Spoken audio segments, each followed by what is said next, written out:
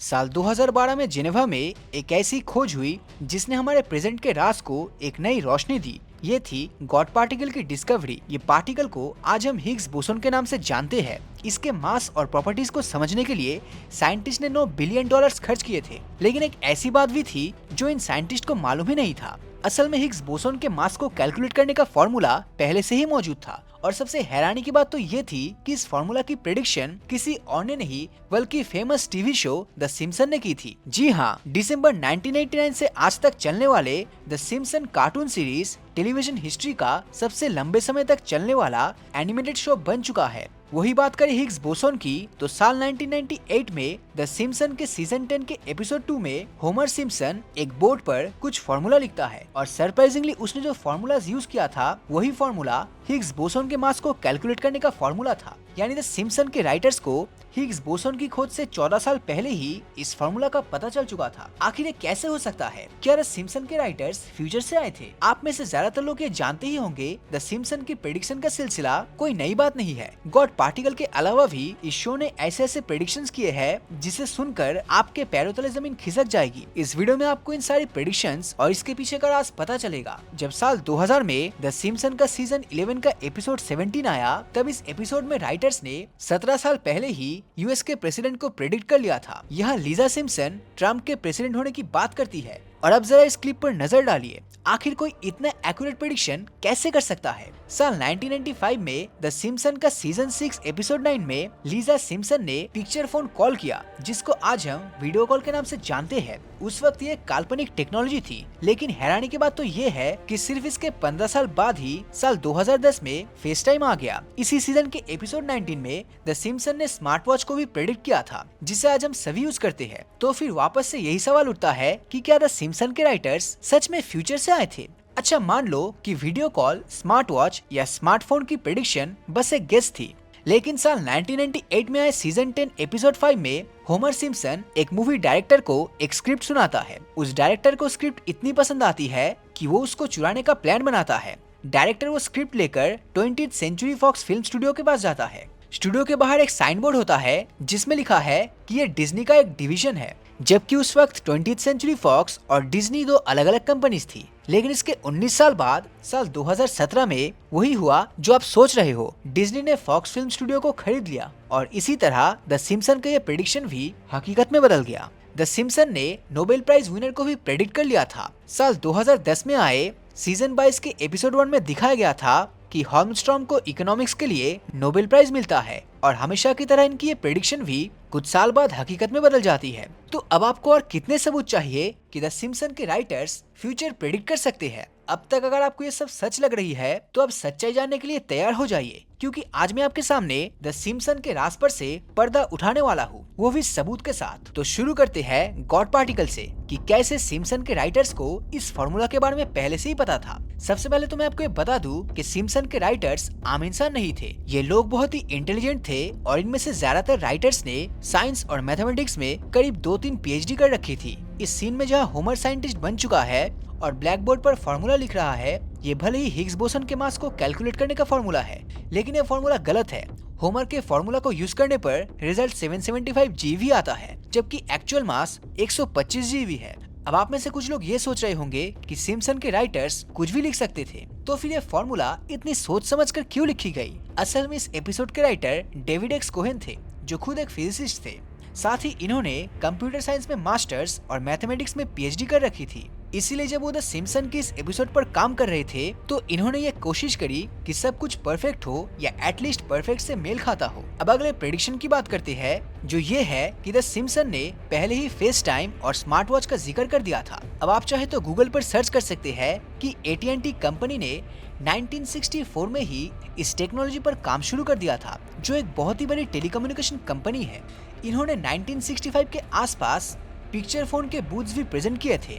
अगली प्रेडिक्शन की बात करें तो द सिम्पसन ने प्रेसिडेंट ट्रम्प को पहले ही प्रेडिक्ट कर दिया था, जबकि असल में इस एपिसोड में उन्होंने बस एक काल्पनिक सिचुएशन दिखाई थी कि अगर ट्रम्प प्रेसिडेंट बनता है तो देश के खजाने खत्म हो जाएंगे। मतलब उन्होंने ट्रम्प के प्रेसिडेंट बनने की एग्जैक्ट प्रेडिक्शन नहीं की थी। वही बात अगर इस वायरल वीडियो की करें तो इसका सच ये है कि ये एनिमेटेड वीडियो ट्रम्प के प्रेसिडेंट नॉमिनेशन के बाद बनाया गया था। जब डोनाल्ड ट्रम्प 2016 में प्रेसिडेंट के लिए नॉमिनेट हुए थे, तब द सिम्पसन ने एक शॉर्ट वीडियो रिलीज किया जिसका नाम था ट्रम्पेस्टिक वॉयज। उन्होंने ट्रम्प की रैलीज का मजाक उड़ाने के लिए ये वीडियो बनाया था। यानी जब ट्रम्प का सीरियो से उतरने का असली वीडियो शूट हो गया था, उसके बाद ही ये एनिमेटेड वीडियो इंटरनेट पर आया। चलिए अब उस प्रेडिक्शन की बात करते हैं जिसमें डिज्नी ने फॉक्स को खरीद लिया था। जैसा कि मैंने पहले कहा था, द सिम्पसन के राइटर्स अमेरिकन कल्चर का मजाक उड़ाते थे। तो ये बात 1996 की है जब डिज्नी ने एबीसी कॉर्पोरेशन को खरीद लिया था, जो उस समय बहुत ही बड़ी खबर थी क्योंकि एबीसी एक बहुत ही बड़ी ब्रॉडकास्ट कंपनी थी। सिम्पसन के क्रिएटर्स और राइटर्स ने सोचा कि अगर डिज्नी एबीसी को खरीद सकता है तो एक दिन फॉक्स को भी खरीद लेगा, लेकिन उन्हें इसका अंदाजा भी नहीं था कि 19 साल बाद सच में ऐसा होगा। इसलिए जब ये डील हुई तो इस एपिसोड के क्रिएटर ने खुद ट्वीट करके बताया कि एक फनी कोइंसिडेंस था। चलिए नेक्स्ट नोबेल प्राइज विनर के प्रेडिक्शन की बात करते हैं। द सिम्पसन के एपिसोड में दिखाया गया था कि मिलहाउस नाम का कैरेक्टर बेटिंग पूल में इकोनॉमिक्स के लिए हॉलमस्ट्रॉम को नोबेल प्राइज विनर चूज करता है और शॉकिंगली 6 साल बाद रियल लाइफ में हॉलमस्ट्रॉम को नोबेल प्राइज भी मिल गया था। अब अगर आप ध्यान से देखें तो आप समझ जाएंगे कि ये प्रेडिक्शन नहीं थी, क्योंकि जैसा मैंने पहले ही बताया कि शो के राइटर्स काफी इंटेलिजेंट थे। उनके पास इतनी नॉलेज थी कि किस मैथमेटिशियन, साइंटिस्ट या इकोनॉमिस्ट ने क्या बड़ा काम किया है। ऐसे में जब द सिम्पसन के राइटर्स ने शो लिखा तो उन्होंने ये बात कंसीडर की। और अगर आप इस क्लिप को ध्यान से देखो तो इकोनॉमिक्स कैटेगरी में सिर्फ एक ही नाम नहीं था, वहाँ 4 नाम थे और सभी जाने माने थे। इसमें उन्होंने जगदीश भगवती पर सर्कल किया था, लेकिन जीत हॉलमस्ट्रॉम गए थे। तो दोस्तों, आपका इन सिम्पसन के प्रेडिक्शन के बारे में क्या ओपिनियन है, नीचे कमेंट करके जरूर बताना। साल 1997 में समुद्र के अंदर से एक अजीब साउंड को रिकॉर्ड किया गया। इन साउंड की फ्रीक्वेंसी काफी कम थी, लेकिन इनका एम्पलीट्यूड काफी बड़ा था। इन दोनों साउंड्स को अमेरिका के एटमॉस्फेरिक एडमिनिस्ट्रेशन के रडार ने रिकॉर्ड किया था, जिसके बाद कैलकुलेशन करके जब इन साउंड्स के लोकेशन का पता किया गया तो पता चला कि ये साउथ पैसिफिक ओशन के एक रिमोट एरिया में से आ रही है। जिसके बाद इन साउंड्स को ब्लूप का नाम दिया गया और इन पर रिसर्च शुरू कर दी गई ताकि पता लगाया जाए कि ये साउंड किस चीज का था। उस वक्त ये अनुमान लगाया गया कि ये साउंड किसी बहुत बड़ी चीज से आ रही थी, लेकिन समुद्र के उस एरिया में किसी को कुछ भी नहीं मिला। इसके बाद कई सालों तक ये माना गया कि समुद्र की इस एरिया में कोई बहुत बड़ा क्रीचर मौजूद है, पर आज के समय में इस एरिया में एक बेहद ही अनोखा काम किया जाता है। साउथ पैसिफिक ओशन के ठीक इस पॉइंट पर समुद्र का वो हिस्सा मौजूद है जिसके चारों तरफ हजारों किलोमीटर्स तक कोई भी लैंड मौजूद नहीं है। इस पॉइंट को द ओशियनिक पोल या पॉइंट नीमो के नाम से जाना जाता है। इस पॉइंट से लैंड का सबसे करीबी टुकड़ा लगभग एंटार्क्टिका, जो कि 2688 किलोमीटर की दूरी पर है। पॉइंट नीमो से सबसे करीबी आबादी वाला लैंड चिली का कोस्ट है, जो कि 3334 किलोमीटर दूर स्थित है, जबकि दूसरी साइड पर न्यूजीलैंड जो 4700 किलोमीटर की दूरी पर मौजूद है। यही वजह है कि पॉइंट नीमो को दुनिया का सबसे वीरान और स्कैरी हिस्सा माना जाता है। इतना वीरान कि यहाँ सबसे करीबी ह्यूमंस जमीन पर नहीं बल्कि सरप्राइजिंग इंटरनेशनल स्पेस स्टेशन पर बैठे एस्ट्रोनॉट्स है, जो दिन में कभी 1 या 2 बार पॉइंट नीमो के 400 किलोमीटर ऊपर से गुजरते हैं। पॉइंट नीमो को बेसिकली टूटी हुई सैटेलाइट, स्पेसक्राफ्ट और रॉकेट्स के टुकड़ों का कब्रिस्तान कहा जाता है। लेकिन अब सवाल उठता है कि आखिर सैटेलाइट को यहाँ पर गिराया क्यों जाता है। साउथ पैसिफिक ओशन में पॉइंट नीमो का एरिया 22 मिलियन स्क्वायर किलोमीटर तक फैला हुआ है। ये इतना विशाल है कि अगर दुनिया का सबसे बड़ा देश रशिया इसमें रख दिया जाए तो फिर भी काफी जगह बची रहेगी। इतना कि इसमें इजिप्ट जैसे और 5 देश फिट हो सकते हैं। साल 1992 में एक कैनेडियन इंजीनियर ने अपनी मैथमेटिकल कैलकुलेशन का यूज करके पहली बार पॉइंट नीमो का पता लगाया था। फिर 9 साल बाद साल 2001 में पहली बार इस जगह का इस्तेमाल रशियन स्पेस एजेंसी ने किया था, क्योंकि पॉइंट नीमो इंटरनेशनल वाटर्स में आता है, यानी ये एरिया किसी भी कंट्री के अंडर नहीं आता। इसलिए दुनिया की अलग अलग स्पेस एजेंसीज अपने स्पेस ऑब्जेक्ट यहाँ पर गिरा सकता है बिना किसी से परमिशन लिए।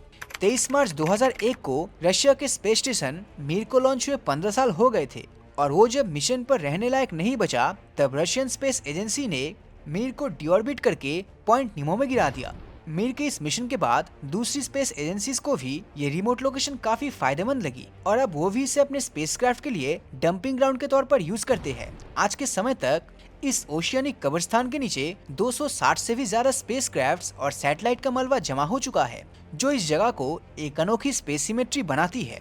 और अब इंटरनेशनल स्पेस स्टेशन भी इसी पॉइंट नीमो पर दफन होने वाला है। क्योंकि नासा के मुताबिक इंटरनेशनल स्पेस स्टेशन की लाइफ साल 2030 तक है और उससे पहले ही इसको डीकमीशन कर दिया जाएगा। करोड़ों डॉलर्स खर्च करने के बावजूद ये स्पेसक्राफ्ट हमेशा के लिए नहीं बनते। जैसे हर प्रोडक्ट की एक एक्सपायरी डेट होती है, वैसे ही स्पेस में घूमने वाले ऑब्जेक्ट की भी एक फिक्स्ड एक्सपायरी होती है। जब ये एक्सपायरी डेट पास आती है तो इन्हें खुद ही क्रैश कराना बेहद ही जरूरी हो जाता है। अगर ऐसा नहीं किया गया तो स्पेसक्राफ्ट अपनी ऑर्बिट से कभी भी आउट ऑफ कंट्रोल हो सकता है और जमीन पर अनकंट्रोल्ड तरीके से गिर सकता है। साल 1978 में एक सोवियत सैटेलाइट कॉस्मोस 954 के साथ भी कुछ ऐसा ही हुआ।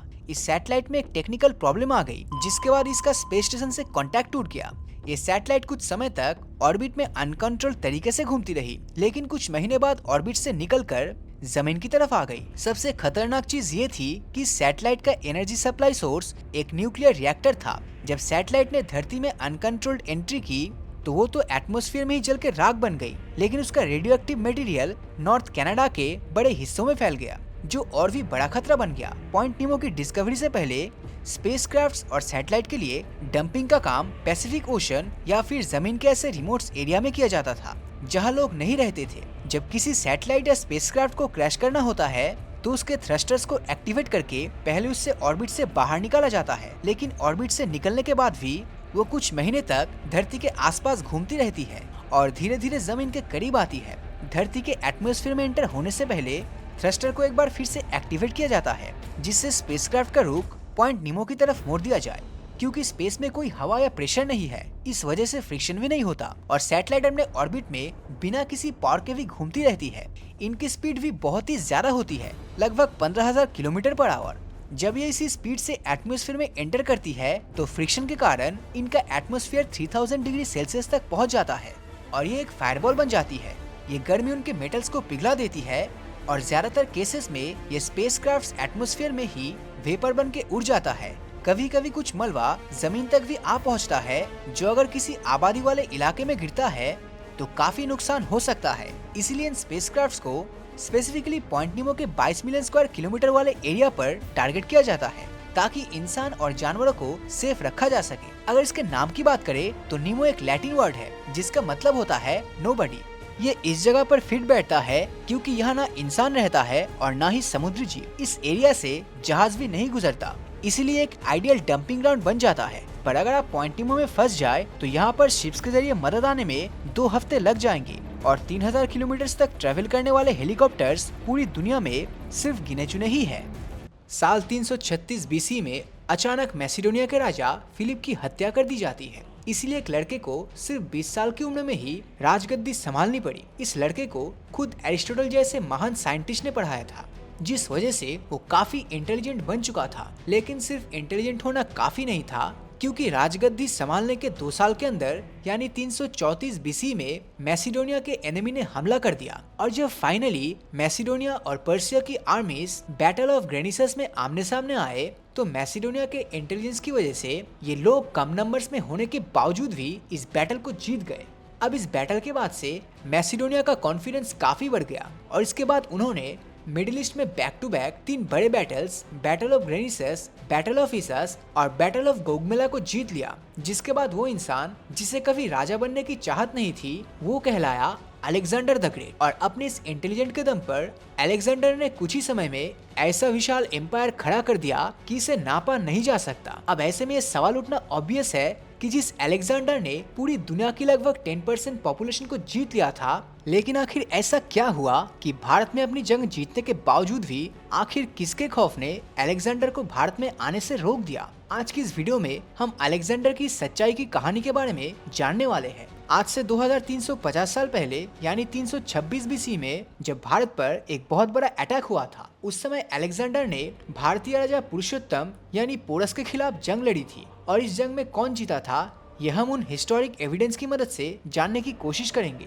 जो आज हमारे पास मौजूद है। अगर आप मॉडर्न डे पाकिस्तान के मैप पर नजर डालें तो आप ये देखेंगे कि यहाँ इस जगह पर झीलम नदी बह रही है, जिसे ग्रीस लोग हाइडेस्पस रिवर के नाम से जानते हैं। और यही वो नदी है जहां अलेक्जेंडर और पोरस के बीच वो हिस्टोरिक बैटल हुई थी, जो अलेक्जेंडर की जिंदगी की सबसे इम्पोर्टेंट बैटल थी। अब ऐसा इसलिए था क्योंकि अगर आप मॉडर्न डे कंट्रीज के हिसाब से देखो तो आपको पता चलेगा कि अलेक्जेंडर ने नॉर्थ मैसिडोनिया से उठकर सबसे पहले ग्रीस पर कब्जा किया और फिर उसने एक एक करके मॉडर्न डे तुर्की, साइरिया, इराक, इजिप्ट का बहुत बड़ा हिस्सा, ईरान, फिर टर्कमेनिस्तान का बहुत बड़ा हिस्सा, फिर अफगानिस्तान और आखिरकार पाकिस्तान के एक बहुत बड़े हिस्से पर कब्जा कर लिया था। और इस तरह वो फाइनली झीलम नदी तक पहुंच गया था। यहाँ अलेक्जेंडर को ये बात अच्छे से मालूम थी कि अगर उसे एक विशाल एम्पायर बनाना है तो इसके लिए उसे भारत को अपने कब्जे में लेना होगा, क्योंकि अगर हम अलेक्जेंडर के समय की बात करें तो ग्लोबल जीडीपी का लगभग 30% हिस्सा भारत के कंट्रोल में था।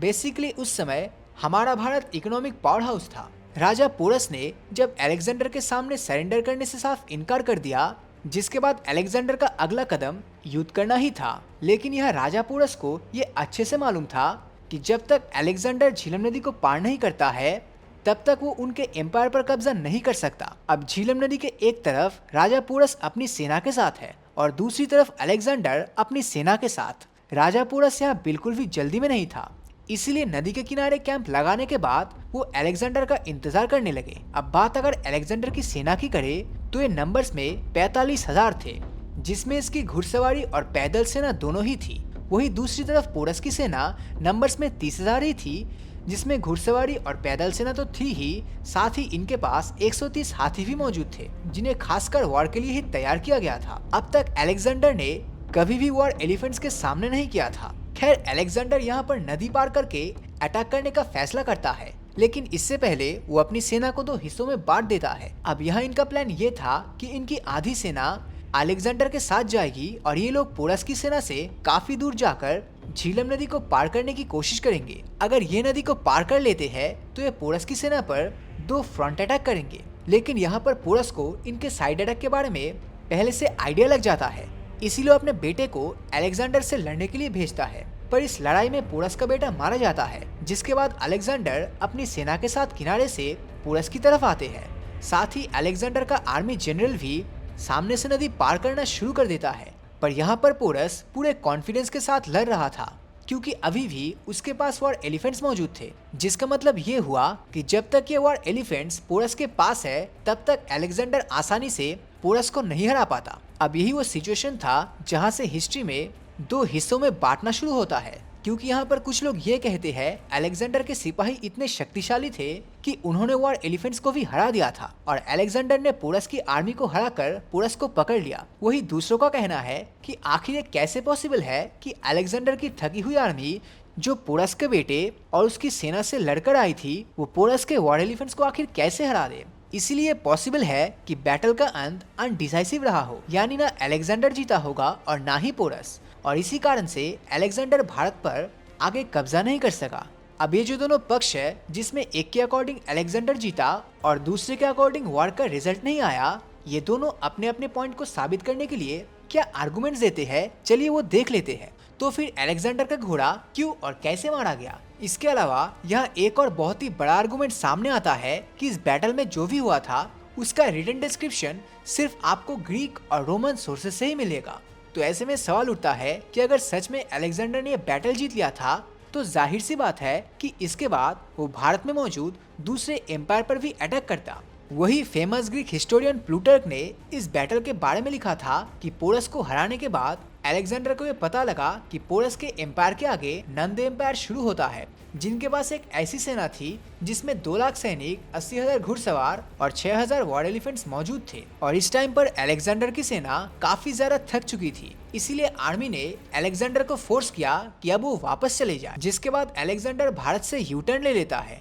यहाँ पर यह बात बिल्कुल क्लियर है कि इंडिया की बाकी एम्पायर्स के पास इतनी बड़ी सेना थी कि अलेक्जेंडर किसी भी एंगल से उनका सामना नहीं कर पाता, इसीलिए उसने वापस लौटने में ही अपनी भलाई समझी। पर जो लोग अलेक्जेंडर की जीत को सपोर्ट करते हैं वो ये स्ट्रॉन्ग फैक्ट सामने रखते हैं कि ये तो सभी जानते हैं कि यहाँ एक इंडो ग्रीक एम्पायर एग्जिस्ट ही करता था, और इसके बारे में हमारे इतिहास में भी लिखा गया है कि चंद्रगुप्त मौर्य ने नंदा एम्पायर को खत्म करने के बाद चाणक्य की गाइडेंस में रहते हुए इंडो ग्रीक एम्पायर पर बहुत ही बड़ा अटैक किया था और उस टाइम पर इंडो ग्रीक के जो राजा थे यानी राजा सेल्यूकस उसको हराकर उनकी बेटी से शादी की थी। अब यह आप कंफ्यूज मत होना क्योंकि ये चंद्रगुप्त मौर्य की इंडो ग्रीक एम्पायर पर विजय और पोरस के टाइम से काफी साल बाद की बात है। तो एट दी एंड ये सवाल उठता है कि आखिर ये ग्रीक्स कहाँ से आए थे। ऐसे में कहा जा सकता है कि जब अलेक्जेंडर ने पोरस को हराकर उसके एम्पायर पर कब्जा कर लिया तो उसके काफी सारे ग्रीक साथी इसी कब्जे वाले एरिया में बस गए और फिर यही एम्पायर आगे चलकर इंडो ग्रीक एम्पायर में बदल गया जिसे बाद में चंद्रगुप्त मौर्य ने हराया। तो दोस्तों आपका इस बैटल के बारे में क्या ओपिनियन है नीचे कमेंट में जरूर बताना और अगर ये वीडियो आपको अच्छा लगा तो इस वीडियो को लाइक और अपने दोस्तों के साथ शेयर करना मत भूलना।